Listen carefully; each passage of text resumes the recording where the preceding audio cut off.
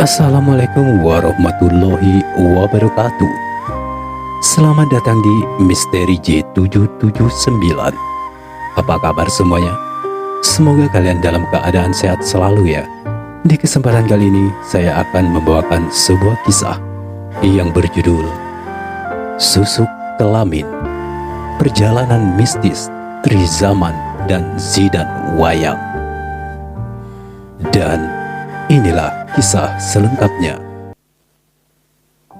Kala itu di tahun 2019, nampak seorang pemuda yang mempunyai postur kurus tinggi putih sedang duduk melamun di bawah pohon mangga di belakang rumahnya. Lamunannya pun buyar ketika, "Woi, ngelamun aja loh. Lagi ngapain sih? Kok kayak runyam banget tuh muka? Kayak sayuran basi tahu nggak loh?" kata Zidan, sahabatnya Tria. Soneo, kau ini ganggu aja loh. Mana gitar lo? Biasanya kemana-mana bawa gitar. Lo jual ya? Kata Tri.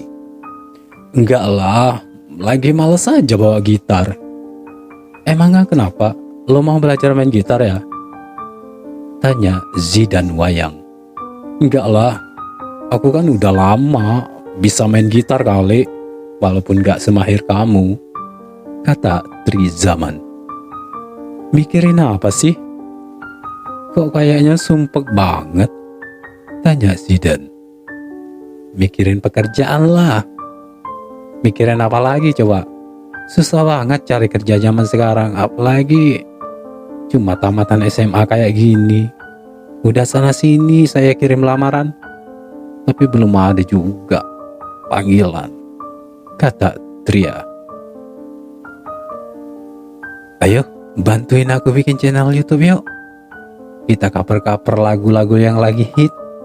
Siapa tahu banyak yang suka, kata Zidan Wayang. Nampak Tri merenung dan berpikir sejenak.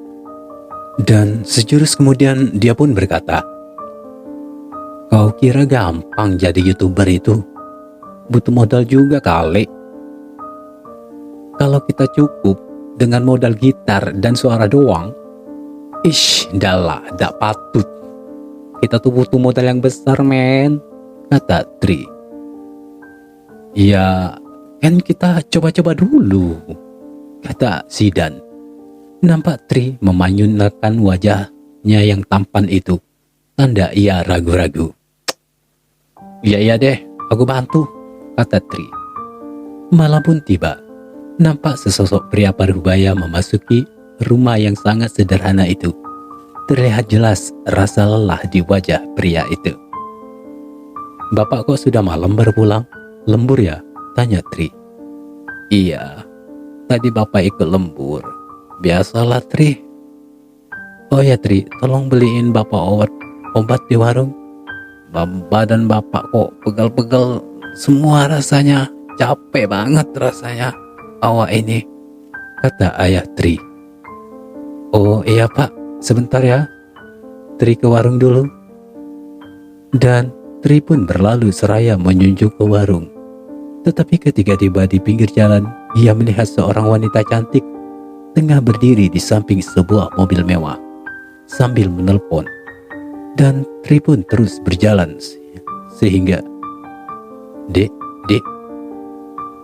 Dan Tri pun menghentikan langkahnya ketika wanita itu memanggil-manggil dirinya. "Iya, ada apa tante?" jawab Tri. Di dekat-dekat sini ada bengkel mobil gak?" tanya wanita itu. "Enggak ada tante. Emang mobilnya kenapa? Mogok ya?" tanya Tri. "Iya Dik, tiba-tiba mobil tante mogok. Padahal seminggu yang lalu sudah diservis di bengkel," kata wanita itu.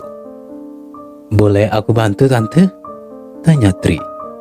"Emang adik ngerti ya soal mobil?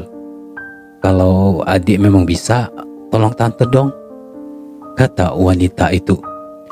Dan Tri pun segera membuka kap mobil itu dan memulai mengutak-atik bagian mesin mobil itu.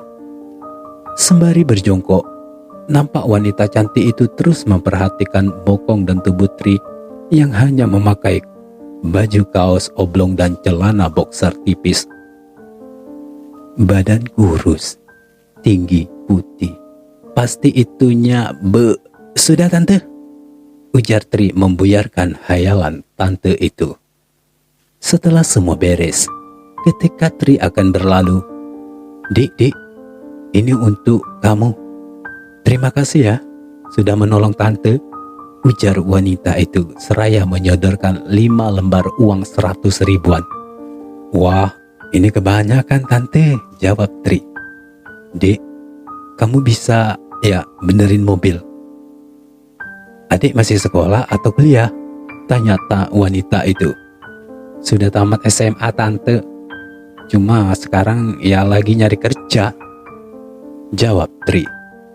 Oh begitu, nama kamu siapa? Tanya tante itu.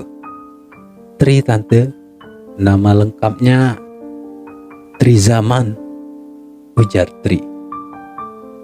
Oh, Tri Zaman ya nama adik. Nama tante Vanessa. Boleh tante minta nomor telepon kamu? Siapa tahu nanti ada lowongan kerja di tempat tante, ujar tante Vanessa. Maaf tante, aku nggak ada HP, jadi nggak ada nomor telepon. Makan aja kami pas-pasan, jawab Tri. Nampak tante Vanessa terdiam, dan sejurus kemudian dia pun masuk ke dalam mobilnya seraya mengambil sesuatu. Dan beberapa saat kemudian dia pun keluar seraya memegang sesuatu di tangannya. Ini tante ada handphone yang gak dipakai, Dik. Tri pakai saja dulu. Di dalam handphonenya sudah ada SIM cardnya. Nanti tante hubungi ya, kata tante Vanessa. Gak usah tante, ngerepotin aja ini. Ini saja uang sudah cukup, kata Tri. Gak apa-apa Dik, pakai aja handphone ini, kata tante Vanessa. Dan Tri pun menerima HP itu tanpa berpikir panjang. Dan tante Vanessa pun berlalu dengan mobil mewahnya itu. Esok harinya, HP Tri pun berdering. Terdengar dari sana suara seorang wanita. Terdengar suara tante Vanessa yang mengajak Tri ke temuan siang nanti karena ada lowongan pekerjaan di tempatnya. Nampak wajah sumringah Tri pun terlihat jelas di wajahnya mendengar kabar itu. Dan Tri pun mengiyakan ajakan tante Vanessa. 1 jam berlalu. Ketika Tri lagi asik-asiknya memainkan gawai barunya itu, tiba-tiba, wah, HP baru nih, cair kawan ini, kata Zidan. Aish, ini HP second, bukan beli baru, ujar Tri. Tapi HP ini masih keluaran terbaru kok, kata Zidan. Tri pun mengalihkan pembicaraan seraya berkata, mau kemana kamu? Tumben masih pagi dah keluar aja. Biasanya jam segini masih molor aja kata kamu, kata Tri. Kepo loh, mau tahu aja atau mau tahu banget nih, kata Zidan Wayang. Mau tahu aja Besti, kata Tri. Cie Besti, lo kira gue cowok alay, kata Zidan Wayang. Dan mereka pun tertawa gelih. Siang harinya, waktunya Tri menemui tante Vanessa. Setelah berjumpa di lokasi yang telah ditentukan, nampak Vanessa begitu terkesan dengan penampilan Tri hari itu. Dan kembali otak Pak Jorok Vanessa bekerja dengan pikirannya. Setelah ngobrol panjang lebar, akhirnya Tri pun diajak ke bengkel yang cukup besar. Bengkel itu miliknya Vanessa. Dan hari itu juga resmilah Tri jadi karyawan di bengkel itu. Setelah segala persyaratan ia penuhi,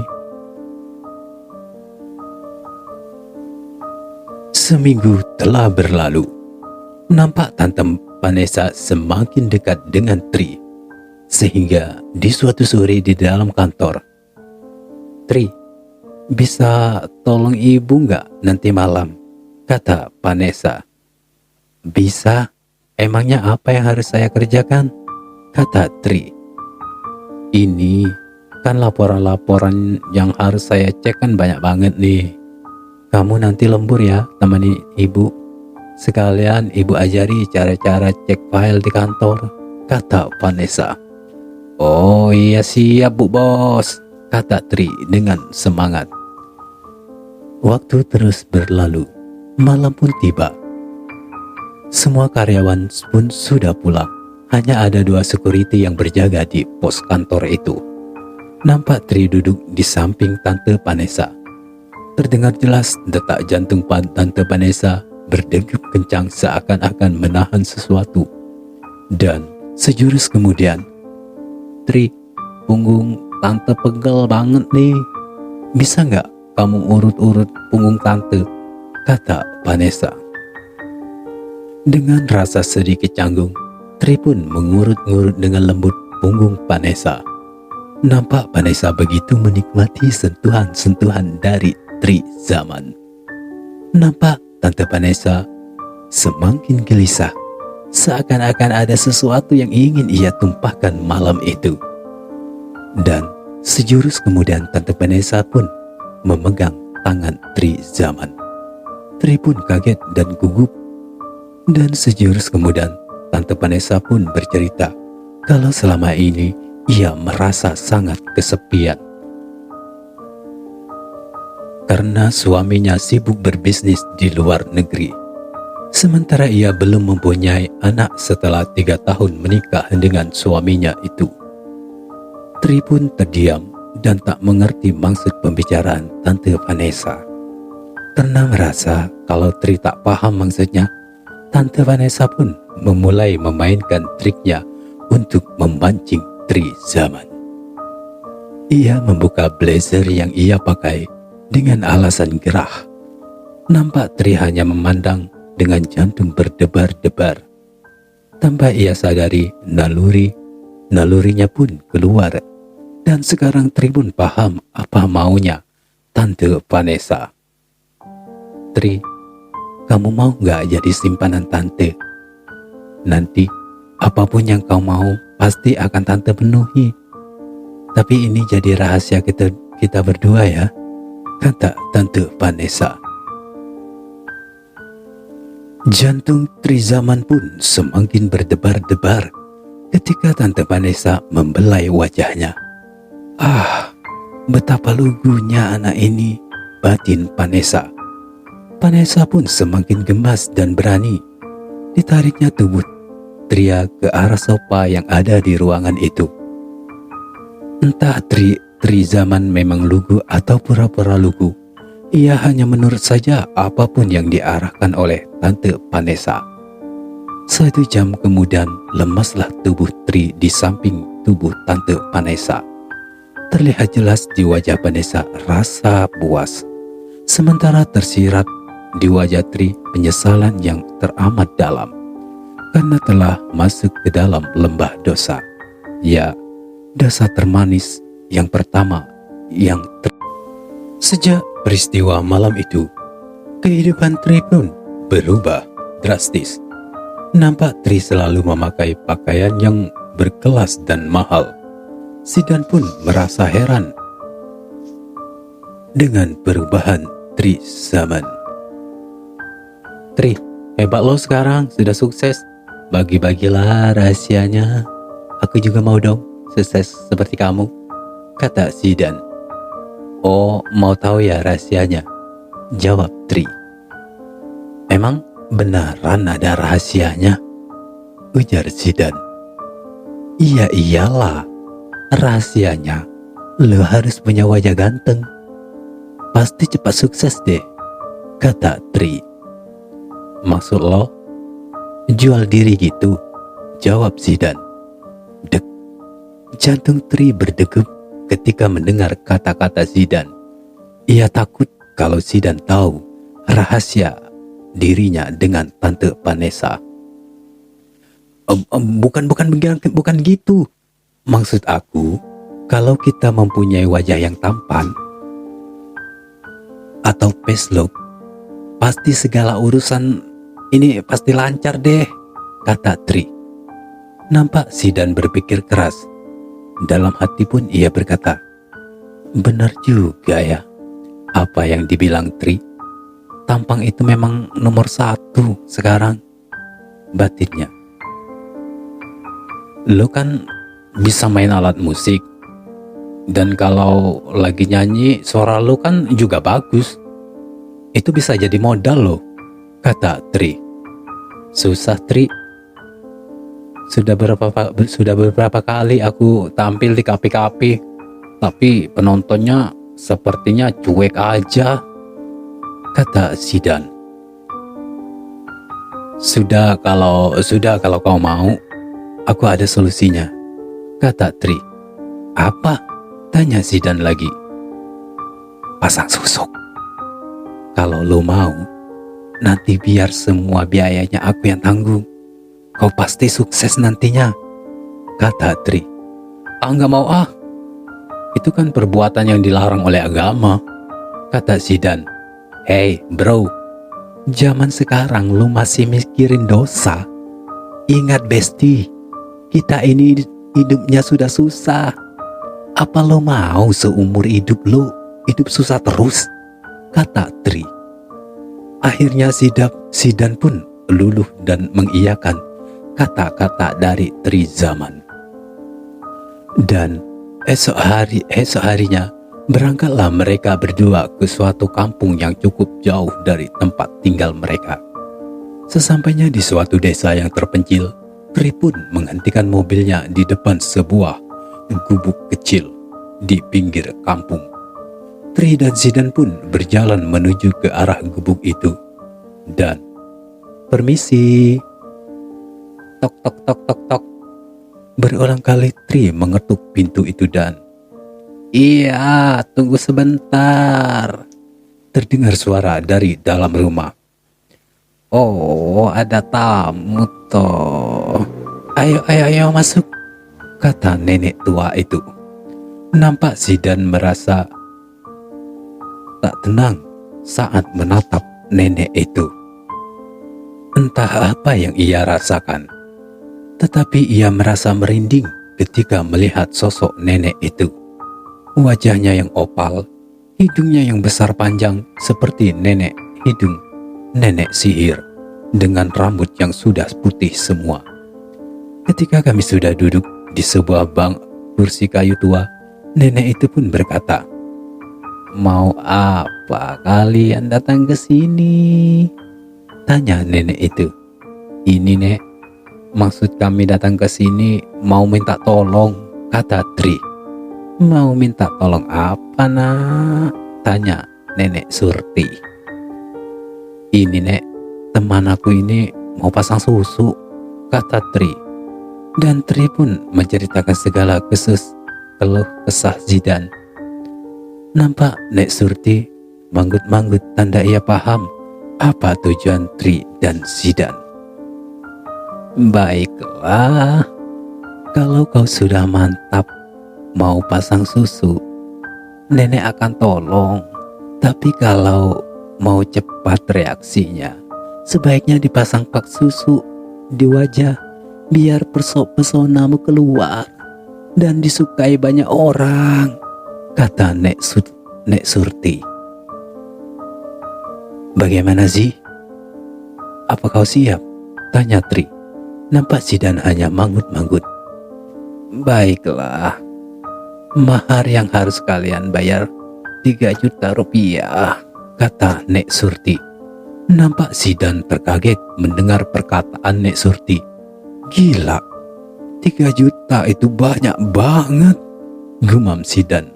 Dan "Baiklah Nek, soal mahar saya sudah siapkan," kata Tri. Dan Tri pun membuka tas kecil yang ia bawa seraya mengambil uang dan menyerahkannya kepada Nek Surti. 1 minggu setelah pasang susu, tawaran manggung Zidan di kafe-kafe pun semakin padat. Setiap ia manggung di kafe, selalu ramai dikunjungi oleh para tamu. Zidan pun semakin percaya diri. Apalagi setiap video-video yang ia unggah di media sosial selalu viral karena suara emasnya. Waktu terus berjalan. Tak terasa sudah 1 tahun berlalu. Kehidupan Zidan pun kini bak seorang selebritas yang mempunyai berjuta-juta pengikut. Di setiap vlog videonya selalu ditonton oleh jutaan orang. Pundi-pundi rupiah pun mengalir begitu deras ke dalam kantongnya. Begitupun dengan kehidupan Tri Zaman. Rumah orang tuanya yang dahulu kala gubuk kini menjelma menjadi sebuah rumah yang cukup mewah. Kini Tri bukan hanya jadi simpanan Tante Vanessa saja, tetapi sudah menjadi gigolo yang sangat terkenal di ibu kota. Langganannya pun tak main-main. Para sosialita bahkan artis pun pernah menjadi pelanggannya. Hingga di suatu hari Tri mendapat job di sebuah rumah mewah dengan bayaran ratusan juta rupiah. Mendapat tawaran itu, tentu saja Tri mempersiapkan dirinya supaya tak mengecewakan kliennya itu. Nampak Tri Zaman melajukan mobilnya menuju ke arah perumahan elit. Sementara itu di sisi lain di waktu yang sama, Jeng, siapa sih berondong yang akan kita santap malam ini? Ujar Tante Vanessa. Itulah Jeng, namanya Gabriel, berondongnya. Kurus, tinggi, putih, tampan. Dan tahu nggak Jeng, itunya gede banget, ujar Tante Monik. Masa sih? Emang Jeng Monik pernah nyoba ya? Tanya Tante Vanessa. Iya jelas lah Jeng, bayarannya juga gede Jeng, ratusan juta satu kali kencan, kata Jeng Monik. Wah jadi penasaran nih, pengen cepet-cepet ketemu sama berondongnya, ujar tante-tante yang lain menimpali. Tenang saja Jeng, sebentar lagi dia datang kok, kata Tante Monik. Dan sejurus kemudian terdengar suara mobil berhenti tepat di halaman rumah mewah itu. Tante Monik pun segera berlalu seraya menuju ke pintu. Begitu tiba di depan pintu, Tante Monik pun segera membuka pintu dengan senyum yang mengembang. Ketika melihat sosok berondong yang tampan di hadapannya itu, Tante Monik pun tanpa rasa ragu cipika-cipiki dengan sang berondong. Sejurus kemudian mereka berdua pun menuju ke ruang tamu. Nampak Tante Vanessa memainkan indera penciumannya. Ketika ia mencium bau parfum yang tak asing bagi dirinya.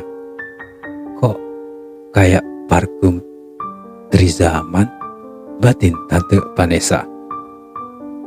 Nah, ini dia orangnya, kata Tante Monik seraya menggandeng Tri Zaman ke arah teman-temannya. Wah beneran keren, kayak artis Korea, kata Tante Lisa.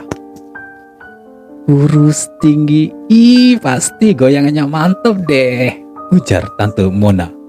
Sementara itu Tante Vanessa nampak hanya terdiam, seakan-akan menahan amarah yang luar biasa.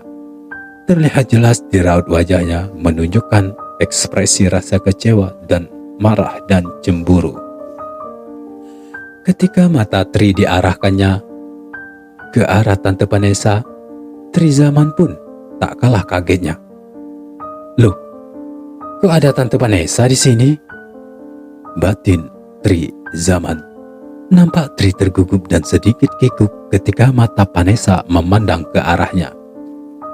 Hari itu Tri Zaman pun harus melayani 5 orang tante-tante, atau bahasa kerennya sih party.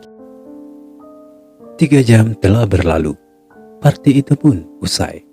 Nampak Tri Zaman masih terlihat segar dan tak terlihat rasa lelah ataupun capek di wajahnya. Senyumnya pun selalu mengembang disertai candaan-candaan dari para tante-tante itu. Esok harinya, nampak Zidan sedang berkunjung ke apartemen Tri Zaman. Tri, bantu aku bikin konten yuk, kata Zidan. Konten apa? konten lagu, tapi kita bikin beda gitu, biar viral, biar booming videonya, jawab Zidan. Oke, lagu siapa yang akan kita cover? Tanya Tri. Ada deh, lihat aja nanti, jawab Zidan. Dan tiba-tiba ponsel Tri pun berdering. Halo? Halo? Halo tante? Ada apa? Tanya Tri. Ada apa? Rupanya selama ini kau jadi gigolo ya? Kurang ya uang serta ini itu yang sudah aku berikan ke kamu, kata Tante Vanessa. Bukan begitu tante, tapi aku kan nggak mungkin terus-terusan bergantung dengan tante. Coba pikir, kalau tante sudah bosan, tante buang. Kan nggak ada pemasukan. Aku, jawab Tri. Dan sejurus kemudian telepon itu pun ditutup oleh Tante Vanessa. Halo? Halo? Halo tante? Aish, nampaknya Tante Vanessa ini marah padaku, kata hati Tri. Sebulan telah berlalu. Sejak saat itu, Tante Vanessa tidak pernah lagi menghubungi Tri. Bahkan ketika Tri mau menemui Vanessa, dia pun menolaknya. Selama sebulan itu, nama Tri pun semakin terkenal di dunia kelam tante-tante kesepian. Begitupun dengan Zidan.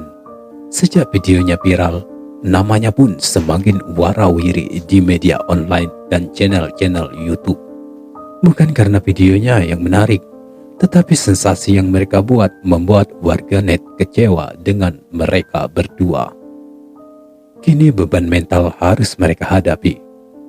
Jutaan followers yang dulu mereka miliki kini turun sangat drastis menjadi ribuan.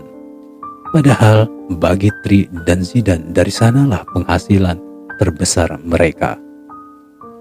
Di suatu malam, nampak Tri sedang menuju ke sebuah hotel mewah di kawasan Jakarta. Jelang beberapa menit, Tri pun memasuki sebuah kamar VIP. Begitu Tri masuk, nampak seorang wanita tengah menunggunya. Rupanya Tante Lisa yang telah membooking Tri. Karena sudah terbiasa berjumpa dengan Tri, Tante Lisa pun segera memeluk tubuh Tri, seakan-akan ingin segera menumpahkan kerinduannya. Tri pun membalas pelukan Tante Lisa. Ah, wangi sekali aroma tubuh tante, kata Tri Zaman. Ah, kamu ini kalau merayu pintar banget deh, kata Tante Lisa. Beneran tante, tante tuh benar-benar seksi dan wangi, kata Tri seraya meremas-remas punggung Tante Lisa supaya rileks. Tri paham cara memanjakan wanita di dalam kamar. Nampak Tante Lisa memejamkan matanya ketika remasan-remasan Tri terus menurun ke bagian bawah. Selang 30 menit kemudian, dengan tubuh tanpa busana, tiba-tiba Tante Lisa menjerit ketika melihat suatu benda yang sudah dekat dengan wajahnya yang berbau busuk dan bernanah. Nampak benda yang bergelantungan itu begitu menjijikkan dipandang mata. Tri pun terkejut melihat tante yang muntah-muntah di atas tempat tidur itu. Ada apa tante? Kok muntah-muntah? Tanya Tri. Itu Tri, punya kamu kok baunya busuk banget, banyak koreng lagi bernanah. Ih, menjijikkan, kata Tante Lisa. Masa sih? Tapi tidak bau kok. Juga kalau saya lihat si Joni, aku normal-normal saja. Tante kenapa? Ngobat ya? Sampai halu begini, ujar Tri Zaman. Nampak Tante berlalu dari tempat tidur menuju ke kamar mandi. Selang beberapa menit Tante keluar dari toilet itu dan mengenakan kembali pakaiannya. Tante pulang dulu ya Tri, soal uang sudah Tante transfer. Tunggu Tante, sebenarnya ada apa ini? Tanya Tri. Dan Tante Lisa pun berlalu dari kamar itu, meninggalkan Tri yang nampak lagi bingung. Sejak peristiwa malam itu, hal serupa pun terjadi lagi. Tri nampak merasa heran karena di matanya dirinya baik-baik saja dan sehat. Merasa ada keanehan dengan dirinya.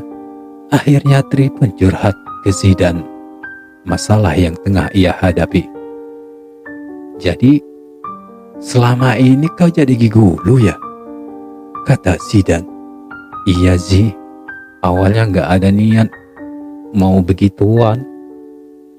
Tapi karena bayarannya tinggi, aku pun tergoda dan tergiur," ujar Tri. "Coba aku lihat, apa benar tuh bocah bau dan gorengan?" ujar Zidan. "Gila loh, malu lah," kata Tri. Hidup lo itu sudah belum berdosa, tahu nggak lo? Masa malu? Lagian aku tuh cuma mau tahu saja, mau lihat saja," kata Zidan kesal. Dan akhirnya Tri pun membuka celananya seraya memperlihatkannya ke Zidan. Zidan pun geleng-geleng kepala. Nampak Tri merasa heran melihat ekspresi Zidan. "Zi, apa yang lo lihat normal kan? Tidak bau kan? Tidak korengan kan?" tanya Tri. "Iya, biasa saja kok itu. Tapi kok punya lo mirip ular mamba ya? Kok bisa? Apa lo dulu pernah ke tempat praktek Mak Erot ya?" ujar Zidan. Tak, tak. 2 jitakan mendarat di kepala Zidan. "Ah lo, asal geblak aja. Itu bawaan dari lahir, tahu nggak sih lo?" ujar Tri kesal. "Gimana kalau kita tanya ke Nenek Surti aja? Siapa tahu beliau bisa menerawang apa yang terjadi dengan dirimu," ujar Zidan. Ya sudah. Besok temani aku ya ke rumah Nek Surti," kata Tri. Esok harinya, mereka pun tiba di rumah Nek Surti. Nampak Nek Surti sudah menunggu. Sepertinya beliau sudah tahu kalau bakalan ada tamu yang datang. Setelah masuk ke gubuk Nek Surti, Tri pun menceritakan masalah yang tengah ia hadapi ke Nek Surti. "Tunggu sebentar ya, nenek akan cari tahu apa penyebabnya," kata Nek Surti. Dan selang 30 menit kemudian, Nek Surti pun keluar dari bilik kamar ritualnya. "Sepertinya kamu kena santet, Nak," kata Nek Surti. "Santet? Tapi siapa yang ngirim santet ke saya, Nek? Aku merasa tak pernah menyakiti orang," ujar Tri merasa heran. "Santet dikirim orang biasanya karena iri atau ada masalah lain. Coba kau ingat-ingat, apa pernah kau punya masalah dengan orang lain?" tanya Nek Sumi. Nampak Trizaman terdiam sejenak sembari mengingat-ingat, dan sejurus kemudian terbesit di pikirannya, "Vanessa? Sepertinya tidak ada, Nek. Cuma ada teman dekat saya, Tante Vanessa. Sejak sebulan ini dia menghindari saya dan tidak mau jumpa dengan saya," ujar Tri. "Apa bisa disembuhkan, Nek, penyakit ini?" tanya Tri. "Bisa. Sebenarnya kau beruntung karena cuma pelangganmu saja yang melihat burungmu yang bau dan bernanah itu. Sebenarnya santet itu benar-benar ingin membuat burungmu bernanah dan korengan. Tapi berkat hodam susu yang dipasang di burungmu itu, maka santet itu bisa ditahan oleh hodam itu," ujar Nek Surti. Mendengar kata Nek Surti, Zidan pun kaget. Gila juga Tri ini. Di burungnya pun dipasang susu. Pantas saja dia jadi gigolo top di ibu kota Jakarta, batin Zidan. Terus gimana Mbah? Gimana solusinya? Tanya Tri. Sebaiknya kau minta maaf saja ke Tante Vanessa supaya dia mau melepaskan santet itu, ujar Nek Surti. Vanessa? Nek Surti yakin dia pelakunya? Tanya Tri. Iya, menurut penerawangan nenek, dialah pelakunya. Dia sakit hati sejak tahu kau main hati dengan banyak wanita, ujar Nek Surti. Tapi gimana ya Nek? Kata penjaga rumahnya, Vanessa sudah pergi ke luar negeri. Katanya mau tinggal di sana selama 1 tahun, kata Tri. Iya sudah, biar nenek saja yang urus masalah ini. Asal bayarannya lancar, ujar Nek Surti. Mata duitan juga nenek peot ini, batin Zidan. Dan tanpa diduga Nek Surti pun memukul kepala Zidan dengan tongkat kayunya. Kau kira akun ini tidak tahu ya apa yang kau katakan di dalam hatimu itu, kata Nek Surti. Maaf Nek, maaf, kata Zidan menundukkan kepalanya. Iya Nek, kalau soal mahar tenang saja, kata Tri Zaman. Seminggu telah berlalu. Permasalahan video Zidan pun semakin memanas. Kini mereka berdua harus memenuhi tuntutan masalah royalti dan meminta maaf kepada sang selebritas. Bukan hanya satu, tapi ada beberapa selebritas yang menegur mereka. Akhirnya Tri dan Zidan pun menjual semua aset-aset mereka untuk membayar tuntutan-tuntutan itu.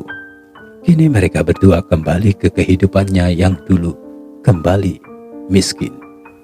Nampak dari hari ke hari kehidupan Zidan dipenuhi kesialan ia pakai, karena susu yang ia tak pakai sudah ia lepaskan. Nampak di wajahnya dipenuhi bintik-bintik hitam dan bisul-bisul seperti bernanah.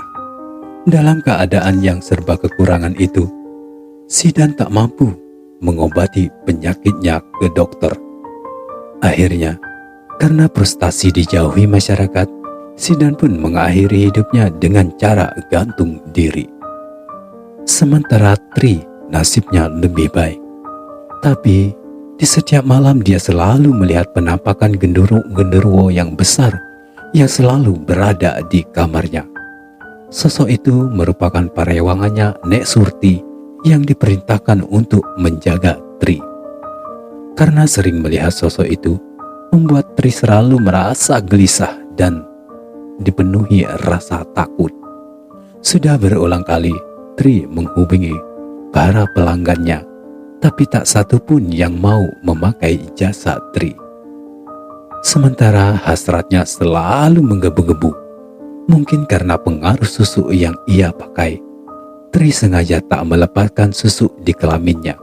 Ia berharap bisa kembali ke kehidupan glamornya yang dulu. Tapi apa daya, gosip tentang penyakit yang diderita oleh Tri menyebar ke para pelanggan hingga ke tante-tante. Mereka pun merasa jijik dan takut kepada Tri. Selang beberapa bulan, akhirnya Tri pun memutuskan untuk bekerja di luar negeri. Ia memilih negara Malaysia. Di sana kehidupan baru pun ia mulai.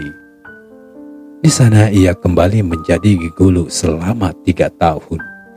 Tapi naas Tri tewas terbunuh di Malaysia karena ketahuan sedang berselingkuh dengan seorang wanita yang sudah mempunyai suami.